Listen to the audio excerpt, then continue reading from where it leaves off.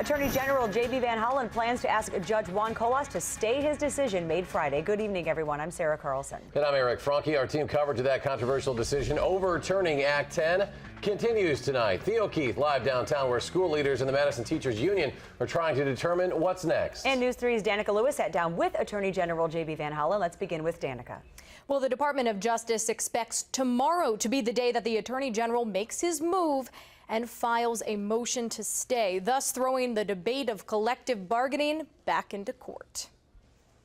The law that sparked all of this now leads to questions of constitutionality. But for Attorney General J.B. Van Hollen, the case is clear.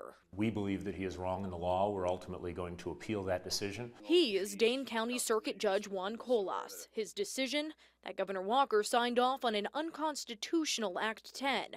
The state strongly disagrees. In this case, we believe there's a strong likelihood of success. We want to move it along as fast as we can. That means filing a motion to stay in Colas's court as soon as possible, and another in the Court of Appeals if that one is denied. Van Hollen says he will take his argument all the way up to the state Supreme Court, if that's what it takes. We think it's really imperative that the will of the people, through the voice of the governor and the legislature, be allowed to stand until we have a higher court actually rule on the decision that he has entered. If a stay is granted, then we act as though Act 10 is still fully in effect.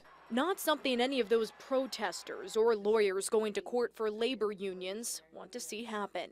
Our next step will be to respond to whatever gets filed wherever it gets filed. While it might not be played out in the Capitol, another back and forth over bargaining could be made even more complex in court. We truly believe that we are very, very solid in the law here. We will vigorously defend this victory. Now, at this point, it looks like lawyers for other labor groups across Wisconsin are simply talking over options, but Van Hollen expects other unions and their attorneys to jump on board with this ruling in the appeals process or file their own suits soon. All right, Dannika, thank you.